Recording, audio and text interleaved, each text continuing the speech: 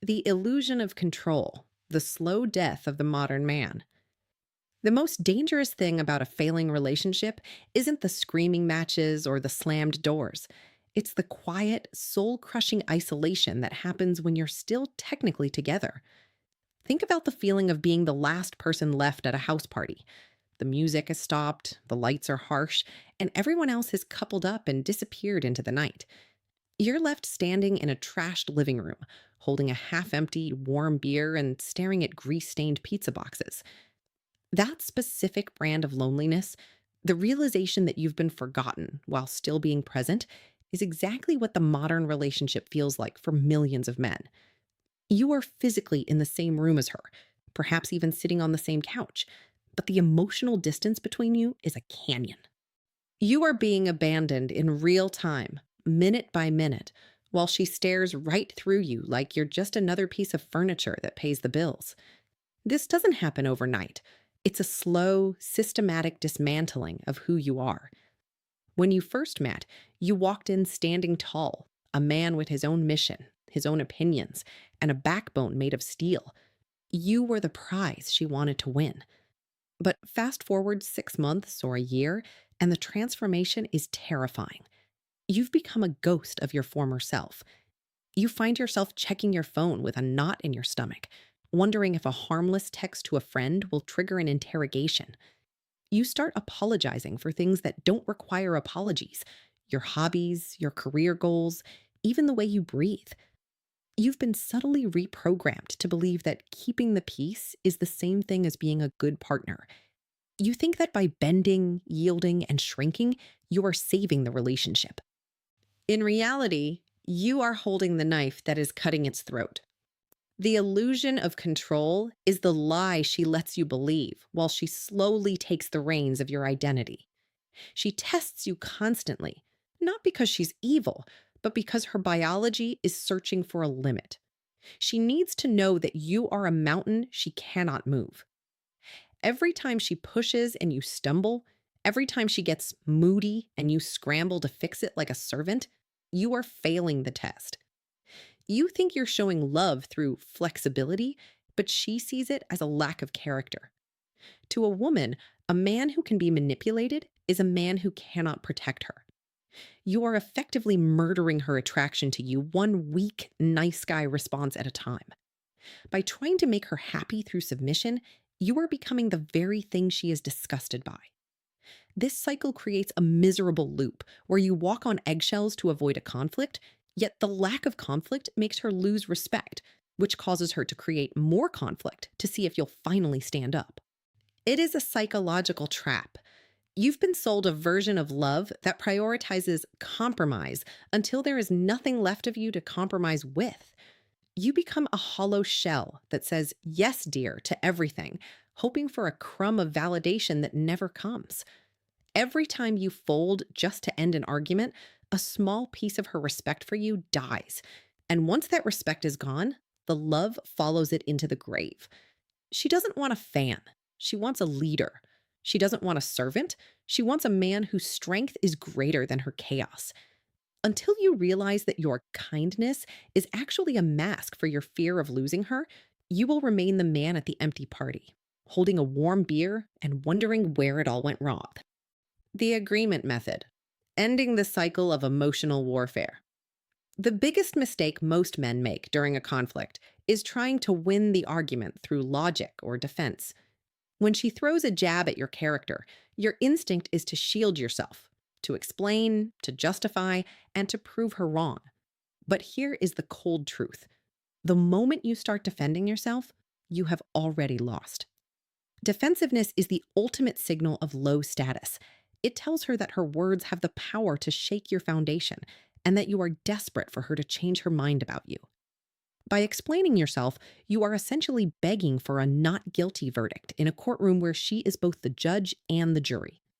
This only invites more attacks because it proves that her emotional weapons are working.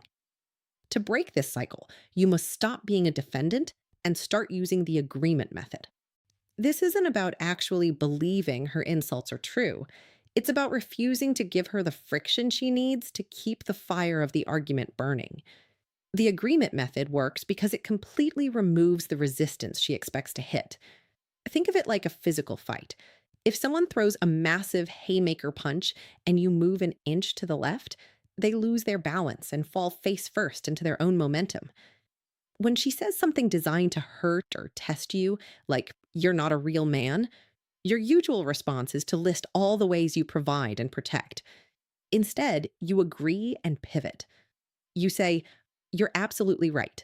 A real man wouldn't have tolerated this level of disrespect for this long. Thanks for the wake up call." By doing this, you aren't accepting her insult. You are using her own words to set a new, harder boundary. You are showing her that you aren't afraid of her opinion. And more importantly, you aren't afraid of the relationship ending. This immediately shifts the power dynamic. Suddenly, she isn't the one judging you. You are the one evaluating whether this relationship is even worth your time. This strategy is especially powerful when it comes to the threat tests. When she says the spark is gone or suggests that maybe we should just end it, she is often looking for you to chase her, to reassure her, and to fight for her affection. This is a trap that leads to you becoming a servant in her kingdom, constantly auditioning for the role of her boyfriend. The agreement method shuts this down cold. You simply respond with, "I've been feeling the same way lately. The energy hasn't been right, and I agree. It's better to stop wasting each other's time than to drag this out." This response is a psychological nuclear bomb. It shatters the assumption that you are her safety net. When you agree to the end of the relationship without a hint of panic, she realizes that she is the one who stands to lose everything. You aren't arguing about the spark anymore. You are busy being the owner of your own life and moving toward a future that doesn't involve drama. Ultimately, the agreement method is about total emotional detachment. It proves that you are so secure in your own identity that her words cannot penetrate your armor. When you stop fighting her declarations and start agreeing with the underlying reality of her behavior, you force her to face the consequences of her own words.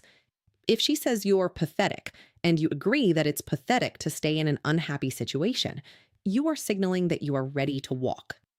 You are no longer reacting to her chaos. You are leading the exit. This creates a vacuum of power that she can no longer fill with manipulation. By stepping aside and letting her fall into her own aggressive tactics, you reclaim your dignity and your freedom. You stop being the person who reacts and start being the person who decides. The reality of emotional stability, understanding the core of respect. To truly understand the dynamic of a relationship, you have to accept a fundamental truth that modern advice often ignores. Women do not want to be your therapist, and they cannot respect a rock that turns out to be made of sand. While the world tells you that opening up and showing every insecurity is the key to intimacy, the reality of attraction is often the opposite. When you lean on her for constant emotional validation or show that you are easily shaken by life's pressures, you are inadvertently signaling that the protector needs protection. This creates an immediate role reversal that kills attraction. She doesn't want to be the one holding the umbrella while you have an emotional breakdown. She wants to know that no matter how hard the storm hits, you are the one standing firm, unbothered, and immovable. This isn't about being cold or being a jerk. It's about providing the grounded, masculine presence that allows her to feel safe enough to relax into her own role. This safety is rooted in biological reality, not just social games. Psychological studies have shown a fascinating phenomenon. When a woman is having an emotional outburst or experiencing high stress, her own stress hormones actually decrease faster when the man in the room remains emotionally stable and indifferent to the chaos. If you react with anger, defensiveness, or panic, you are simply adding more fuel to her fire, signaling that the situation is out of control. But when you remain calm, when you are the eye of the hurricane, you act as a biological anchor for her. Your refusal to be rattled by her mood or her tests is the ultimate form of security. It tells her subconscious, "I am stronger than your chaos." This indifference isn't a weapon used to hurt her. It is a shield that protects the relationship from being swept away by temporary emotions. You have to view her behavior like water finding its level. She is instinctively and constantly looking for your boundaries, searching for the point where you will finally say no and mean it. If you have no limits, if you bend every time she pushes and apologize every time she's upset, you have no banks to your river. Without those boundaries, the water doesn't stay in its place. It floods the entire house and destroys everything you've built together. A man without boundaries is a man who cannot be trusted to lead. By setting hard limits on what you will tolerate and remaining unmoved by emotional manipulation, you provide the structure the relationship needs to survive. When you finally stand firm and refuse to play the game of constant validation seeking, something remarkable happens. The testing stops. She no longer feels the need to push you because she has finally found the boundary she was looking for. She can stop being the aggressor and start being the partner because she finally respects the man standing in front of her. Respect is the soil in which love grows, but respect cannot exist without strength. You must be the man who doesn't need her approval to feel complete. When you master your own emotions and provide that immovable foundation, you stop being a servant to her moods and start being the owner of your own space. Only then can the relationship move from a cycle of testing and conflict to a foundation of genuine, lasting respect. The final choice: reclaiming the lead in your own life. When you reach this stage, you have to understand that these strategies are not weapons designed to inflict pain. They are life saving antibiotics for a relationship that has become infected with manipulation and disrespect. You don't take antibiotics when your body is healthy and functioning perfectly. And similarly, you don't use these high level psychological tools when your relationship is built on mutual admiration and peace. But when your self respect is on life support, when you feel yourself becoming smaller every day just to avoid a confrontation, you must use these truths without hesitation and without mercy. At this crossroads, you are faced with a definitive choice that will dictate the rest of your life. You can continue to shrink, bending your spine and muffling your voice to fit under the shadow of her ever growing ego, or you can choose to stand tall and speak the blunt, honest truth she fears but desperately needs to hear. The status quo is a slow death for your identity, and the only way to revive it is to stop playing the role of the submissive partner and start being the man you were before the reprogramming began. The most powerful realization you can have is that her greatest fear isn't your anger or your shouting. It is your cold, unwavering silence. Anger is still a form of investment. It shows her that she still has the power to get a reaction out of you, which means she still controls the emotional climate. But silence, genuine, detached silence, is a signal that her influence has evaporated. She doesn't fear you walking out the door as much as she fears you staying in the room, but simply not caring anymore. When you reach the point of total emotional indifference, you become untouchable. You are no longer a participant in her drama, and you are no longer a target for her tests. By withdrawing your need for her validation, you take away the only currency she has to control you. You aren't being cruel, you are simply refusing to be a character in a script you didn't write. This choice is about deciding whether you will be the protagonist of your own story or remain a background extra in someone else's one-woman show. For too long, you've allowed the narrative to be about her needs, her moods, and her demands, while your own mission and self-worth have been pushed into the wings. Reclaiming your backbone means acknowledging that you are the most important person in your life, and that any relationship that requires you to castrate your own personality is a relationship not worth having. It's time to stop making excuses for her behavior and start setting standards for your own environment.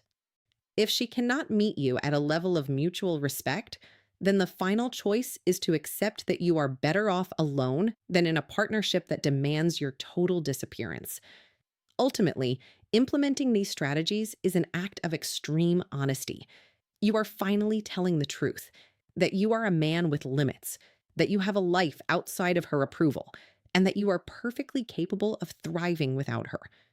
When you make this choice, the dynamic changes instantly. Either the relationship reconstructs itself on a foundation of genuine respect because she finally sees you as a man she cannot manipulate, or it ends, freeing you to find someone who values your strength rather than resents it. Either way, you win. You stop walking on eggshells and start walking with purpose. The red button is right in front of you, the button that ends the games and restores your dignity. You can push it and wake up tomorrow as a man who is truly free. Or you can keep living in the shadow of a crown that was never yours to carry. The power has always been in your hands. It's time you finally used it.